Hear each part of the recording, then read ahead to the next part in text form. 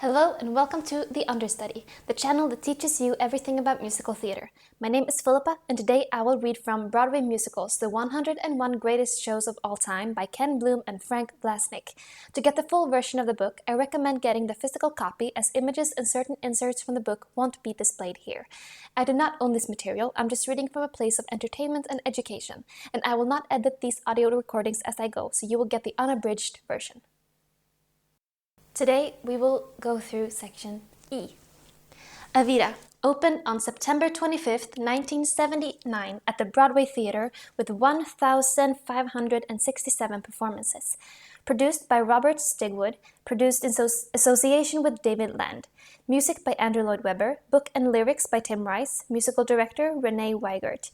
Musical orchestrated by Andrew Lloyd Webber and Hershey Kay. Directed by Harold Prince, choreographed by Larry Fuller, scenic design by Timothy O'Brien and Tessina Firth, costume design by Timothy O'Brien and Tessina Firth, and lighting design by David Hersey.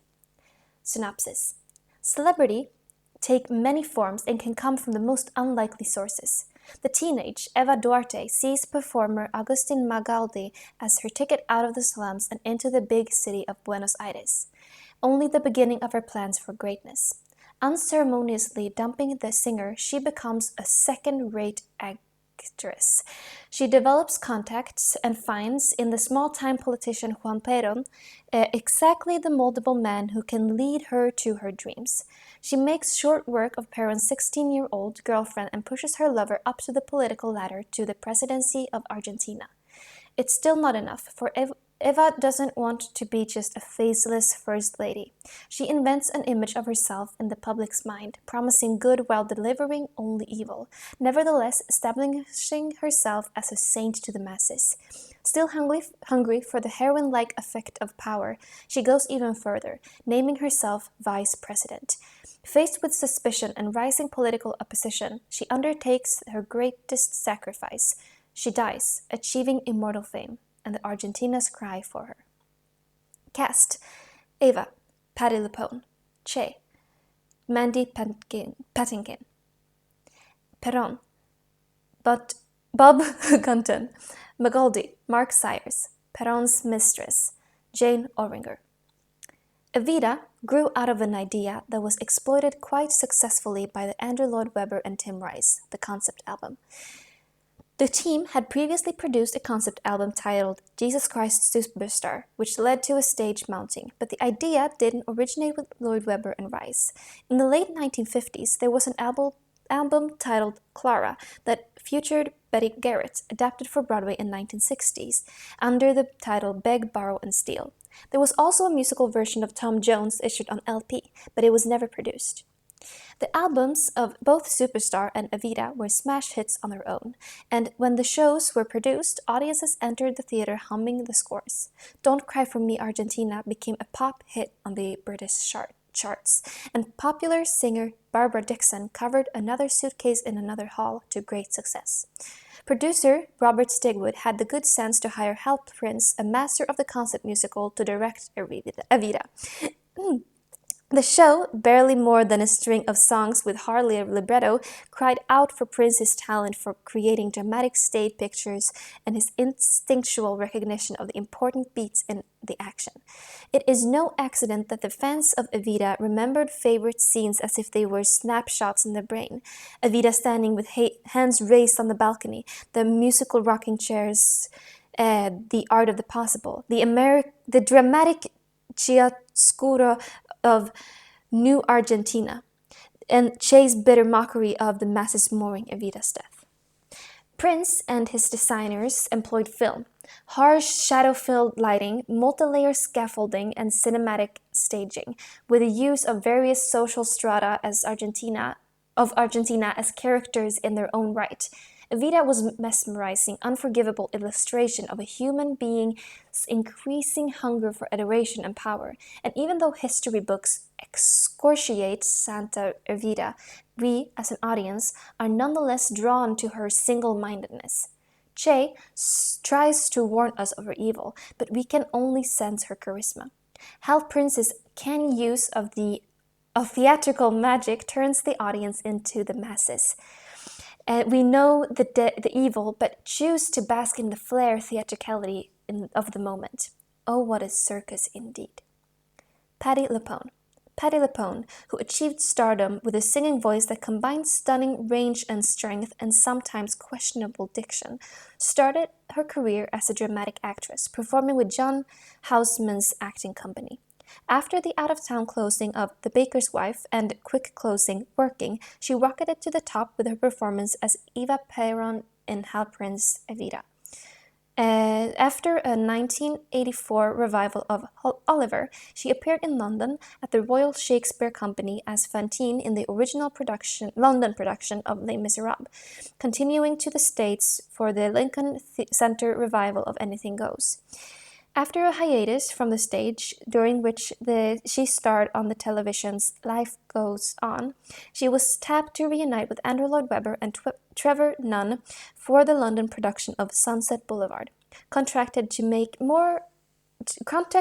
to Broadway with the show, she was unceremoniously dumped after mixed reviews from the New York Times critic. She sued and won a large undisclosed sum for her pain and suffering, coming out unscathed in the eyes of her adoring American fans. Perhaps soared by that experience, she has opted for the hit-and-run approach of late, starring in concert versions of Sweeney Todd, Passion, Little Night Music, and Can-Can, always to through-the-roof raves. Off-Broadway, Part 1. Most people think that off-Broadway started in the 1950s, and indeed, that's when the modern commercial off-Broadway theater scene began. The Provincetown Players was presenting plays by Eugene O'Neill and others at its off-Broadway space as nearly as 1916. The first notable musical to appear off-Broadway was The Grand Street Follies, 1926, featuring a score by Arthur Schwartz and Agnes Morgan. It was so successful that in 1929, the edition of the series was produced on Broadway at the Booth Theater. The success of Pins and Needles, off-Broadway's biggest hit for decades, was completely unexpected. The Depression was nearing the end of its first decade, and America was losing hope for a recovery. Songwriter Harold Rome, whose prior experience with musical was confined to musical evenings he'd put together with the Catskills Resort's Green Mansions, was hired by the International Ladies Garment Workers Union to write an in-house musical review. The cast was made up of non-professionals, and rehearsals took place after work and on weekends. After a 2-week run, the show moved to Broadway's Windsor Theater, where it ran for over 1,000 performances, changing material periodically in order to stay topical. Some of the amateurs involved went on to become professional actors. Another surprise off-Broadway smash was The Threepenny Opera, 1954, originally written by Kurt Weill and Bertolt Brecht in 1928 as Die Dreigeschonoper. A 1933 Broadway revival under the American title was a fast failure. 21 years later, composer Mark Blitzstein adapted the piece and it opened off-Broadway at the Theatre de Lis for a limited run of 3 weeks. After a short booking of another play, The Threepenny Opera reopened and ran for 6 years. Blitzstein's version of the song Moritat, titled Mac and the Knife, became a huge popular hit and launched the international stage career of Weill's wife, Lotte Lenya. A number of younger actors also got their start in the production. Among them, Jerry Orbach, Charlotte Rae, Joe Sullivan, John Austen, and Beatrice Arthur. The modern off-Broadway movement can be traced back to that show's success. In 1962, Weill's music and Lotte Lenya would return to the Theatre de Lis with Brecht on Brecht, a review that racked up more than 400 performances. But the Brecht-Weill golden touch wasn't infallible. A 1970 off-Broadway revival of The Rise and Fall of the City of Mahogany, featuring Estelle Parsons and Barbara Harris, closed after only 8 performances at the Phyllis Anderson Theatre. On March 10, 1954, one day after the Threepenny Opera reopened, the Phoenix Theatre premiered its first musical production, The Golden Apple. This adaptation of The Odyssey featured Cale Ballard, Stephen Douglas, and Priscilla Gillette. The wonderful Jerome Moross and John Latouche score yielded the hit song Lazy Afternoon, and the show played 46 performances before moving to Broadway's Allen Theatre for an additional 127. Thanks in part to that score, it became a cult favorite. The Phoenix Company was hoping to replicate their success with another musical offering. In 1956, they produced Ben Bagley's The Littlest Revue. Bagley acted as artistic director of the show, which featured future stars Joel Grey, Tammy Grimes, and Charlotte Rae. Broadway veterans Vernon Duke and Ogden Nash supplied the score, but the show closed after a limited engagement. At that point, Bagley already had an off-Broadway track record. His Shoestring Revue had opened off-Broadway on February 28, 1955, featuring Bea Arthur, straight from the Threepenny Opera, Dottie Goodman, and Cheetah Rivera. Getting their New York start on the show were Sheldon Harnick, future lyricist of Fiddler on the Roof, Michael Stewart, future librettist of Hello Dolly, and Charles Strauss, future composer of Annie. Bagley brought Harnick, Stewart, and Strauss back for the sequel, Shoestring 57. But this time, Strauss's collaborator was Lee Adams. The team's next New York show would be Bye Bye Birdie. Future songwriting stars Tom Jones and Carolyn Lee also contributed. Other established composers chose to write off-Broadway shows, hoping to avoid the stresses of Broadway or fearing that their subject matter wasn't sufficiently commercial to fill thousands plus seat theaters.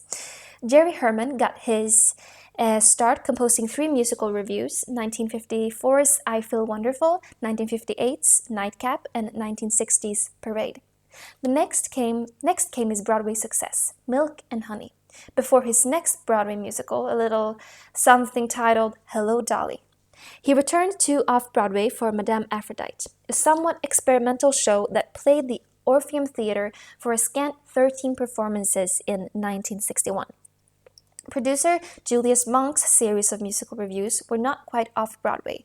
They were staged in the upstairs at the downstairs nightclub. Like Bagley, Monk gave many composers an opportunity to hone their craft. Strauss and Adams, Jones and Schmitz, and even Stephen Sondheim joined the non-theater writers such as William Roy and Bart Howard to pen Monk's sophisticated, sometimes topical revues. Jones and Schmitz graduated from Monk's Demi-Dozen in 1958 to their first book musical. Little was expected of the show.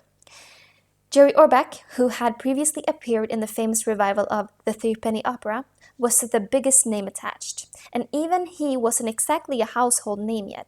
The show was The Fantastics, and it eventually played an astounding, drumroll, 17,162 performances at the tiny Sullivan Street Playhouse, closing only when the building was sold in 2002, and reopening in 2006 at off-Broadway's Snap Bull Theater, don't get us started, in Times Square.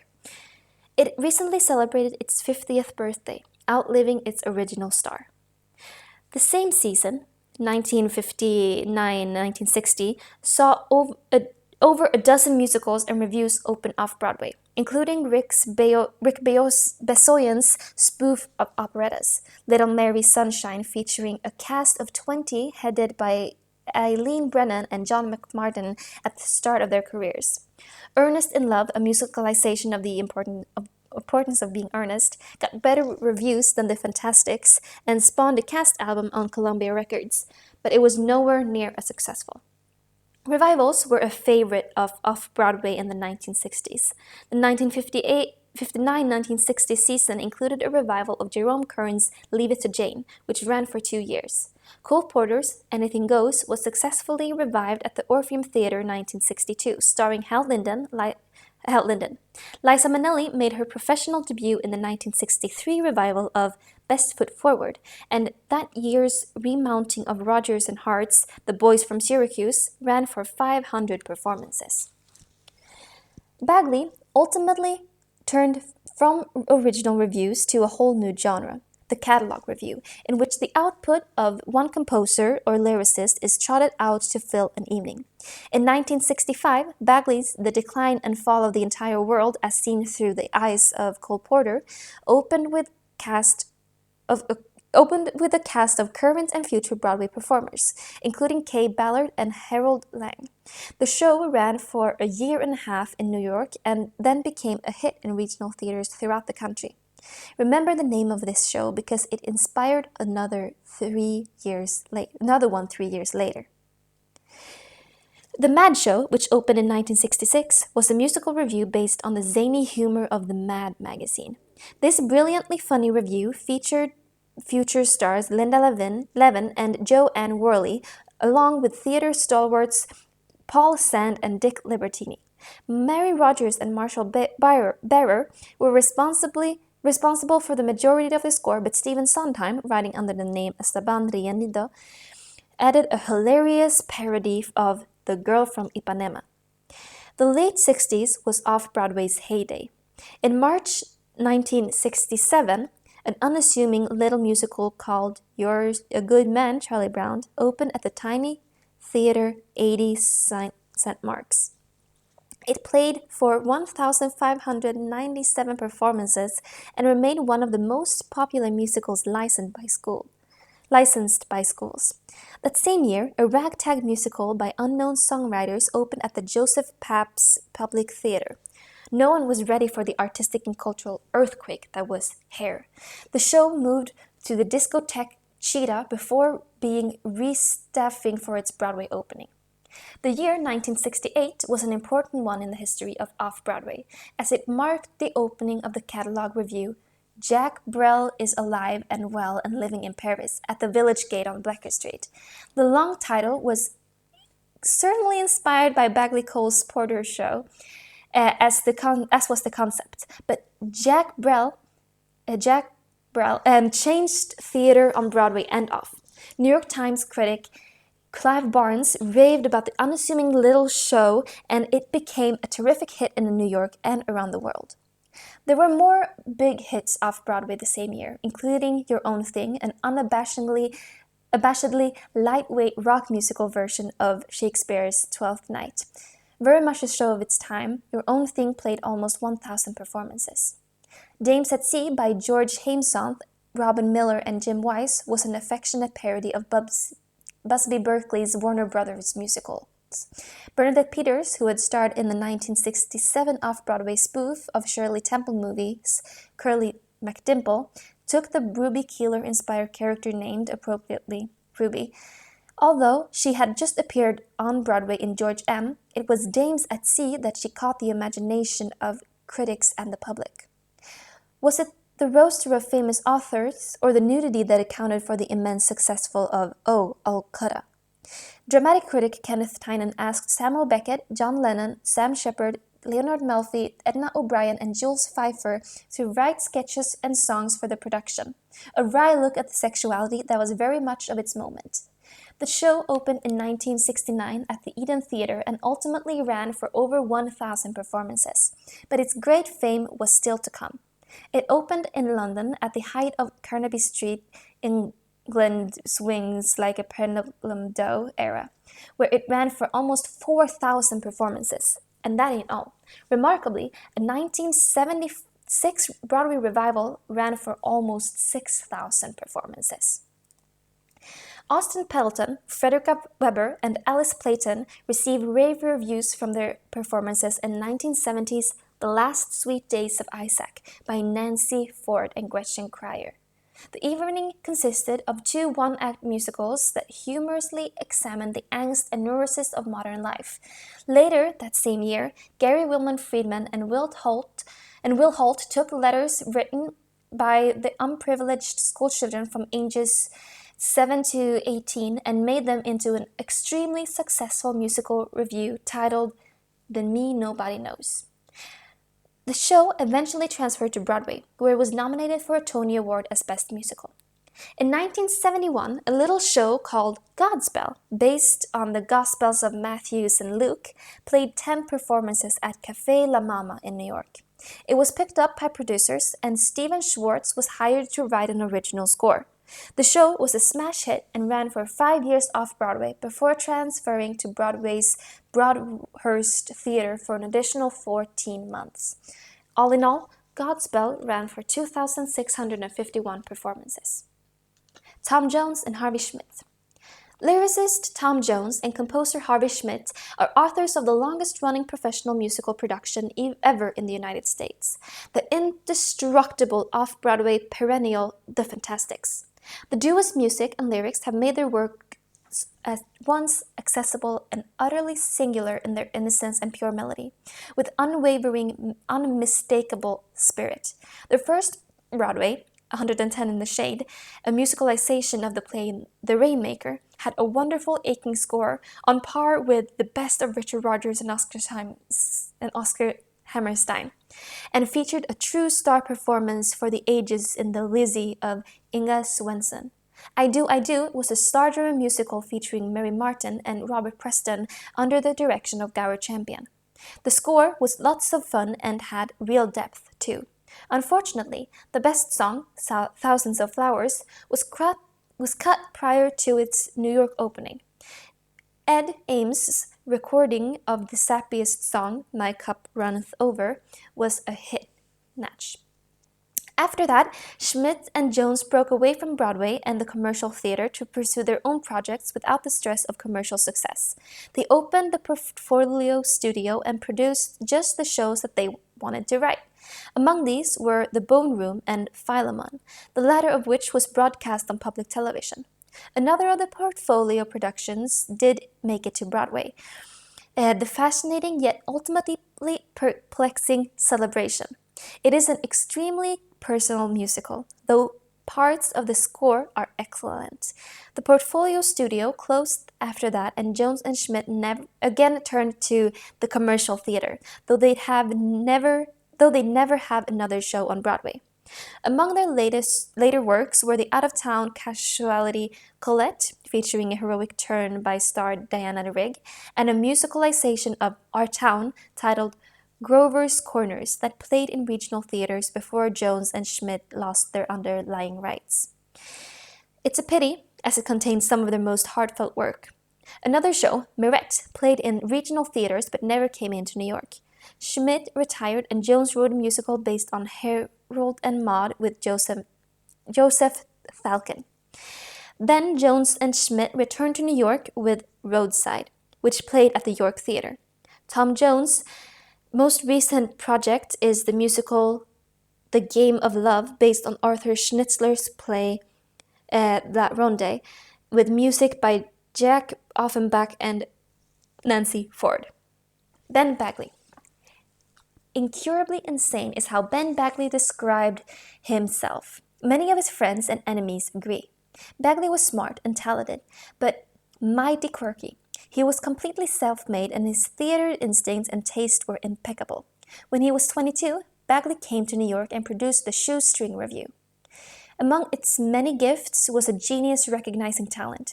The Littlest Revue featuring Charlotte Rae, Joel Grey, and Larry Storch at the very beginning of their careers.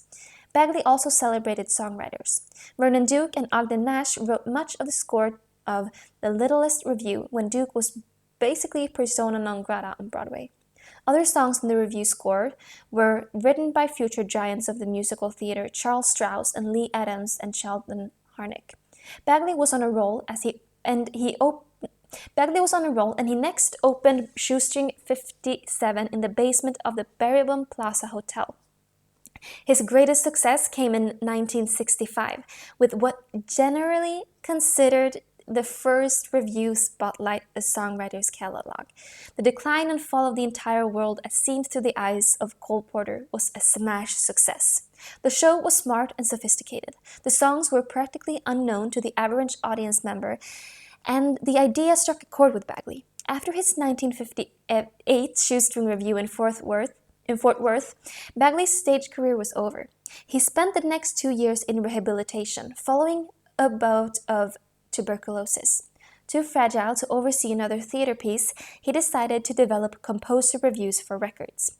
His first recording, in what was dubbed the revisited series were Rodgers and Hart, George Gershwin, and Cole Porter. He would go on to produce almost 50 albums under his label, Painted Smiles. Composer Harvey Schmidt created unique jacket covers, all of which featured elaborately costumed chorus girls, or elaborately uncostumed ones. Bobby Short, Barbara Cook, Cale Ballard, and other stars recorded for Bagley's label with Norman Paris providing the arrangements and accompaniment, and composer-pianist Arthur Siegel serving as a kind of associate director for the series. As time went by, the quality of Bagley's records started slipping. In any case, they never made a fortune because they appealed to a niche audience and raising funds became increasingly difficult. At one point, young performers actually paid Bagley for the opportunity to record a song by one of Broadway's great songwriters. His liner notes, which he described with one of his favorite words, sassy, grew downright bizarre and sometimes insulting to the performers. Bagley tried to make a return in the theater with an elaborate Cole Porter review, but he had lost his momentum and his increasingly, shall we say, eccentric behavior turned off even some of his best friends. Bagley made important contributions to musical theater history by nurturing new talent and introducing generations of music lovers to rare songs by great American songwriters.